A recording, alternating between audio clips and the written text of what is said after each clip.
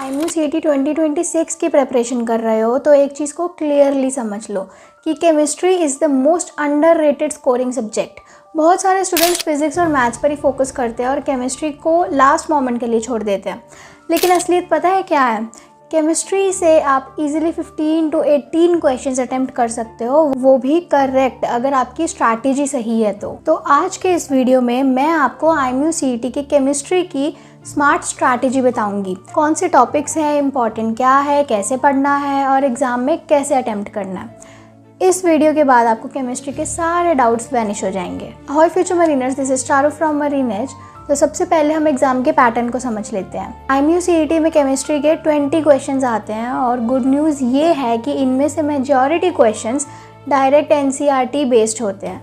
मतलब अगर आपने अपनी क्लास 11 और 12 की NCERT अच्छे से पढ़ी है तो आधा काम तो आपका ऑलरेडी हो चुका है। अब बात करते हैं इंपॉर्टेंट टॉपिक्स की। सबसे पहला आपका इंपॉर्टेंट टॉपिक है वो है फिजिकल केमिस्ट्री। इस सेक्शन से यूजुअली न्यूमेरिकल्स आते हैं जो कि बहुत टफ नहीं होते और इसमें इंपॉर्टेंट चैप्टर्स हैं mole concept, atomic structure and chemical kinetics. यहाँ पर आपको फॉर्मूलाज क्लियर करने होंगे और थोड़ा सा कैलकुलेशन को प्रैक्टिस करना पड़ेगा। IMUCT में इन चैप्टर से सिंपल फार्मूला बेस्ड न्यूमेरिकल्स आते हैं।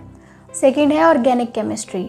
ऑर्गेनिक से क्वेश्चंस बहुत ही बेसिक रिएक्शंस और कॉन्सेप्ट पर बेस्ड होते हैं और इसके इंपॉर्टेंट टॉपिक्स हैं hydrocarbons, alcohols, phenols and ethers, aldehydes and ketones.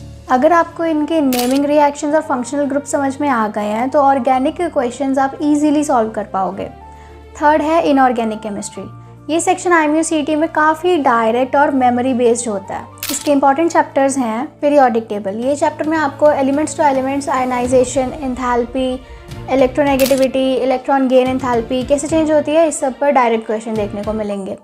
Second है केमिकल बॉन्डिंग। इस चैप्टर में से पोलैरिटी के कॉन्सेप्ट के बहुत ही बेसिक क्वेश्चंस मिल जाएंगे। और थर्ड है कोऑर्डिनेशन कंपाउंड्स। ये चैप्टर तो आपके लिए गोल्डन टिकट है। इसके IUPAC नोमेनक्लेचर का अच्छा आइडिया मिल गया तो बस फ्री के मार्क्स हैं। इनऑर्गेनिक के लिए बेस्ट स्ट्रैटेजी है कि NCERT को अच्छे से रिवाइज कर लो। अब बात करते हैं स्मार्ट प्रिपरेशन स्ट्रैटेजी की। स्टेप 1 है आपका NCERT इज़ द बेस।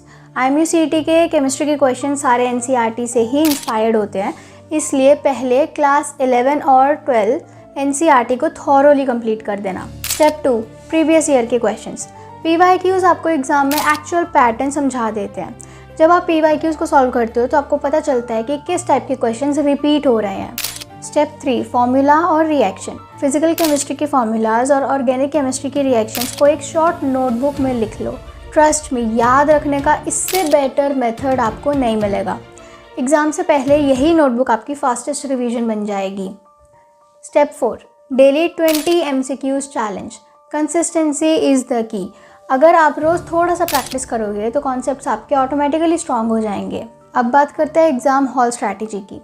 सबसे पहले केमिस्ट्री सेक्शन में कोऑर्डिनेशन कंपाउंड्स जैसे जो टॉपिक्स हैं उनको टारगेट में बल्क में मार्क्स सिक्योर कर लो, क्योंकि ये रिलेटिवली फास्ट होता है और कॉन्फिडेंस आपका वैसे ही बूस्ट हो जाएगा। क्वेश्चंस को बिल्कुल ध्यान से पढ़ो। IMUCT में कभी कभी ऑप्शंस में ही ट्रिक होती है।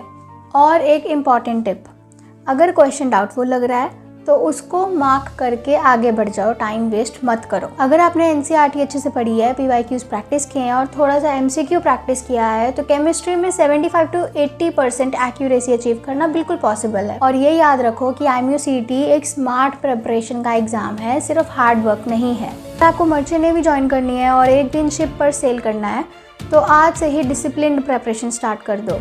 वीडियो हेल्पफुल लगा होगा तो लाइक कर दो, चैनल को सब्सक्राइब कर दो और इंस्टाग्राम हैंडल को भी फॉलो कर लेना। That's all for today. अब मिलते हैं आपको नेक्स्ट वीडियो।